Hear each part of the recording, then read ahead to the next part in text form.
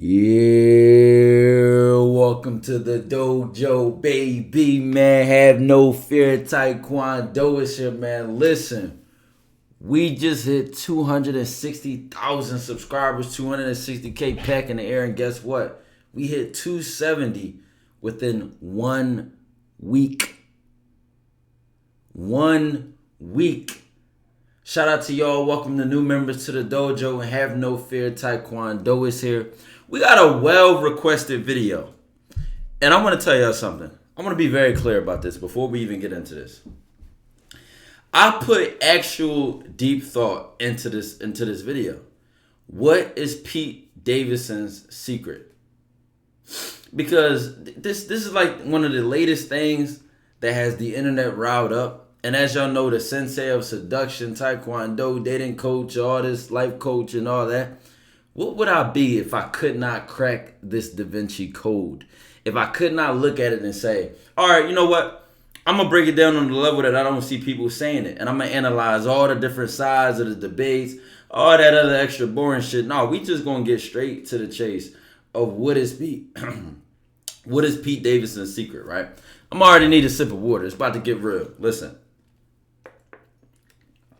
But trust me, if y'all follow me, y'all will really understand this on a real level. And all I'm going to say is we're going to start with the difference between the surface level shit we're going to get out the way and then the deeper things. So let's start with the surface level things, right? We got shit like, his looks. Pete Davidson is like 6'3". Women find him attractive. He's tattoos. You got this comedian thing going on. You got status. You got clout. You got money. Those are all the surface level things, right? Those are all the predictable things. But a lot of men, there seems to be a real disconnect between why women like him from the eyes of a woman and the eyes of a man. And they call this like the male gaze or the female gaze. And we're not talking about Gays. We talking about Gaze. Gaze, not gaze. You know what I'm saying? So listen, I say that to say, a man looks at Pete Davidson, right? We see a fucking... It's so lit. It's so funny walking down the street because like dudes are walking by and they're like, like, look at me. I'm not gonna make it. I'm 6'3". I'm 145 pounds.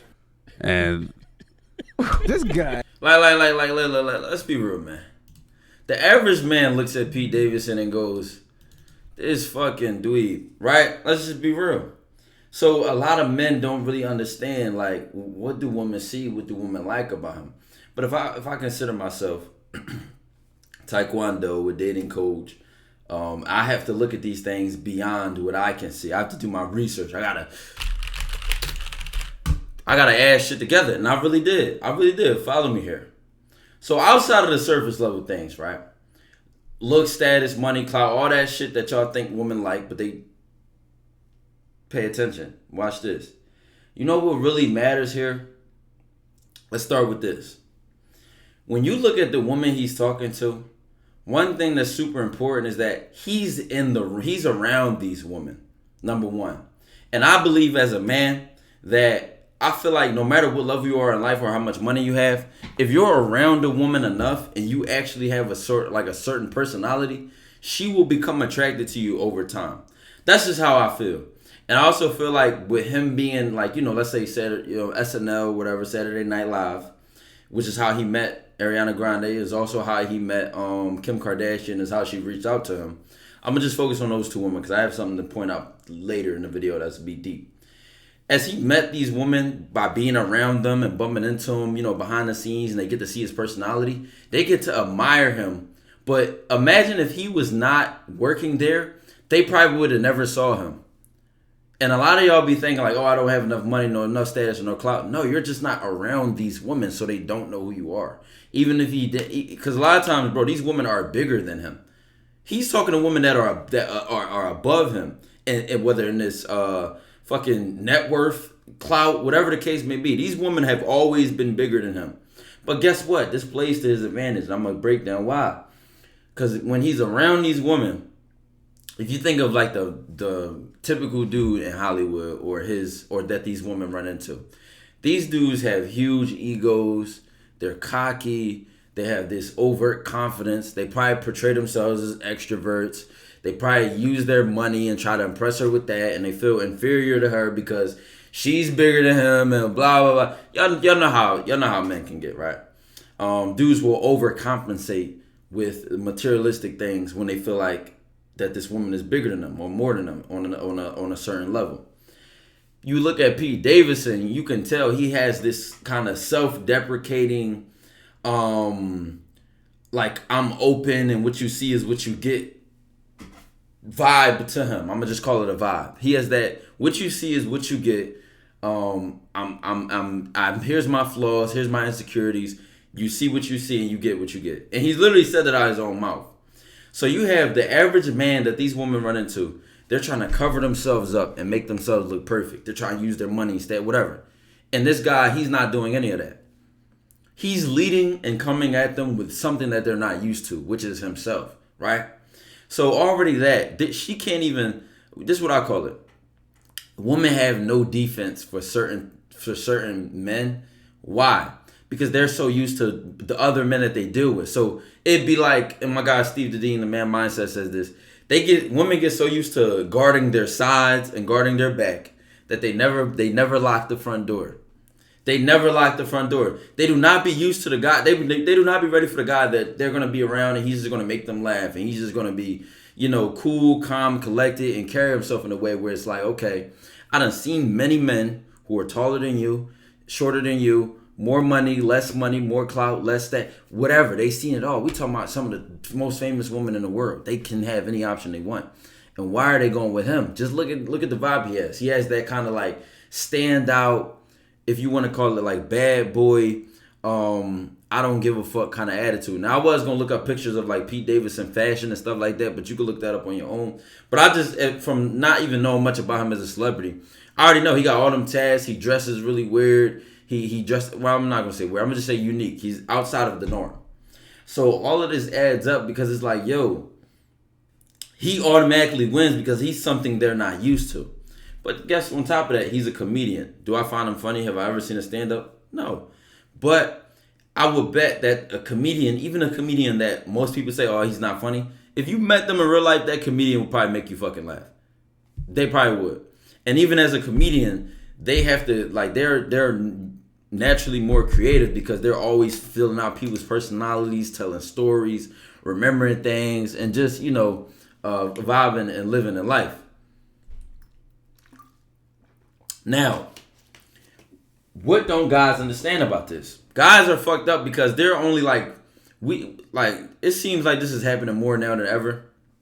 People only have 4 ways of understanding a woman's attraction, which is status, money, looks, and you would add, like, looks, I mean like face, but like then you got the physical body. So if a man, if these are only the 4 things that men now understand women like, they don't understand seduction. They don't understand charm, charisma, mouthpiece. They don't understand her indirectly falling in love with you by seeing how you treat other people.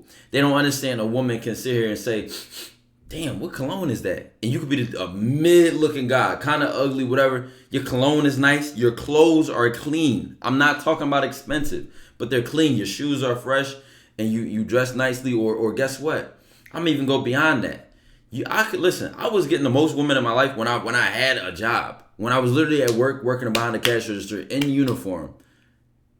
And just in there, hey, how you doing? She might be the customer. I might be walking through the mall after the shift or on break or in the break room flirting or doing whatever I'm doing. But it had nothing to do with my uniform, with how much muscles I had. Now, mind you, I'm one of the guys that believes I love physical fitness, right? And I believe that, you do get your body right. You do take care of yourself. That does something to your confidence. But that's not the end all be all. It's not the end all be all. And they won't just drop fucking head over heels with you. Not all of them. Because I always like a woman that's challenging. So they're not going to just drop over you because you can bench press 500 pounds, my boy. It just don't work like that all the time. You will get more. They will find you attractive. You'll meet women through it. But then you become a one-trick pony. I feel like when you manage your game off of who you are, you could have a bad day, a good day. You could be in a uniform. You could have no clothes on. They're going to like you regardless. But let's keep going. Let's keep going, right? Here go the deep shit. Here go the deeper shit that when I was like really looking at Pete Davidson and I was really like we play this, we just look at one random more random. Yeah, I mean, sure, we could do that. I don't understand. Like we look at Pete Davidson, right? Right? I wanted to look deeper into it. What did I find? Now, let's get the easier one to explain out the way first. Already, when you have this level of life where, you know, appearances, reputation, status, and all that comes into play, and this even happens on a smaller level, right? Women will compete through him. And what do I mean by that?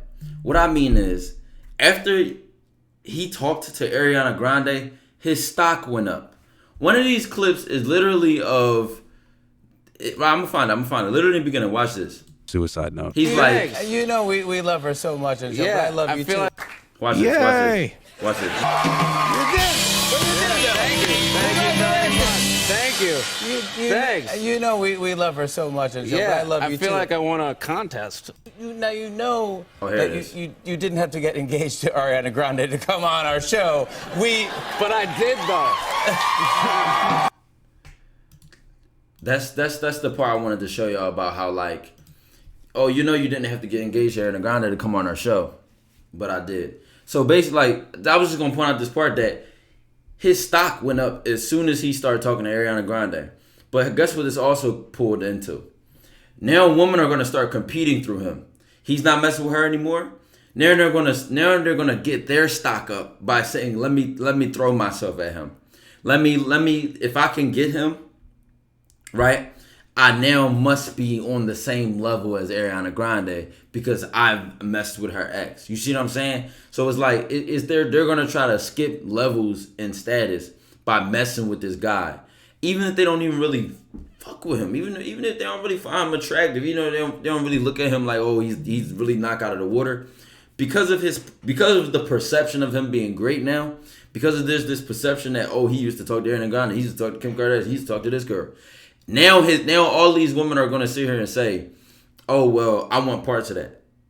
Just off the strength that these famous women have had him. They're gonna sit here and say, well, I want a piece of the pie. I want my cake too. I want my slice of the cake too. Again, that's not that deep because this is just like, y'all know how in real life women would be like, oh, this dude's a fuckboy, he's a player, he's a hoe, blah, blah, blah, and then they'll still mess with him anyway. That's because deep down inside, a lot of them be curious. Like, what's the hype about? What's going on over here? They be wanting more. Then you never know. A dude might have good reviews out here.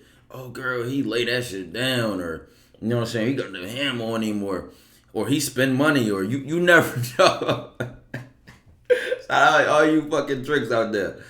Drinks are for kids. You know what I'm saying? But I don't mean that literally. Y'all know the motherfucking cereal shit.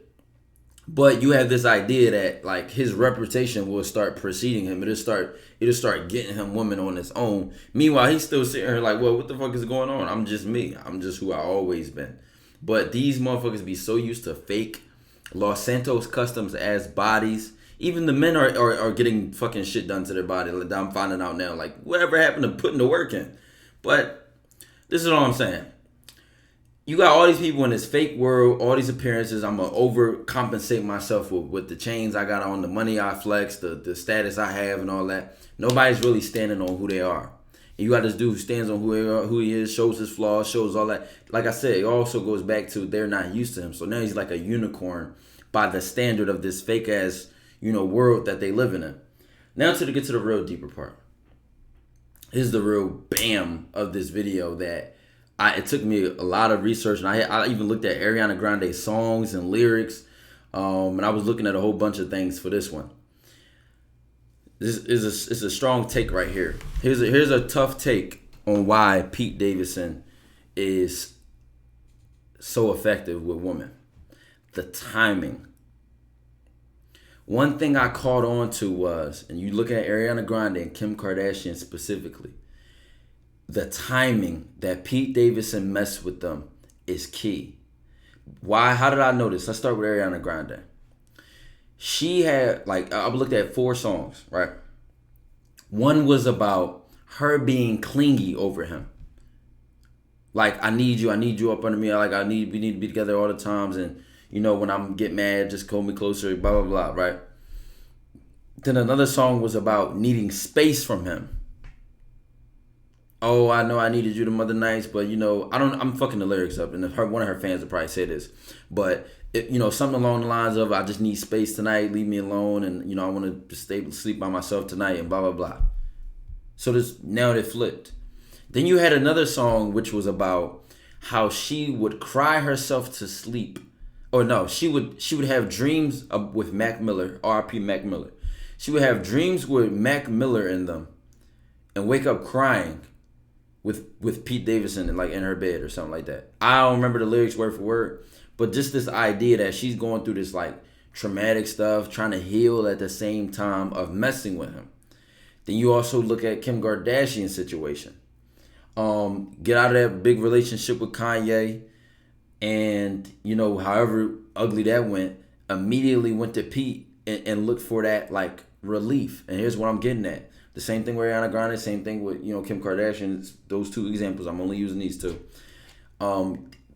You get this idea that Pete Davidson is like medicine. I'm calling medicine love. I almost called it drug love, but I'm calling medicine love. Why is that? Some medicine are drugs. Listen, hear me out here. Medicine is like, we take medicine for relief. A lot of medicine, we look at shit like Motrin or Tylenol or cough drops and shit like that. It does not cure whatever bacteria, disease, or virus is bothering you. It just takes the symptoms away. Your throat hurts, you take a cough drop, whatever your immune system reacted to, it's still there. Just the medicine made you feel better. So when you look at the Kim Kardashian example and the Ariana Grande example, whatever they were dealing with is still there, but they take some of that Pete Davidson and they feel good. They feel better in a short time span. And that's why I would also argue that these relationships don't last long, because it's like when that medicine goes away and they realize like, okay, there's this baggage here, there's this weight, there's these scars, there's these problems we have to deal with. I would bet my bottom dollar that they have this moment of like shock of like, did we really plan to get this deep? Was it really this serious to us, or we were just here for a good time, not a long time? You feel me? Like, it's a difference. Are you here for a good time or a long time? And when you're here for a long time in a relationship, you have to buckle down on those tough conversations, those tough moments, and commit to that for the long term. Think about what we say in marriage: till death do us apart, in sickness or whatever, however the whole, mantra goes, right? And I said it to say, it kind of becomes obvious. Like, Pete Davidson is like, not like you could say rebound as well, but he's like a short-term fix. A high. That's why I almost called it the drug love, because once the high goes away, they're like, God, I don't really need this anymore. I don't really want this anymore. You know what I'm saying? And again, that's just a deeper, more analytical take. I could be wrong. I could be right. But I'm always be real. And that's Taekwondo, dojo to the moon, to Saturn, that we leave in the solar system. The limps won't even know we exist. B.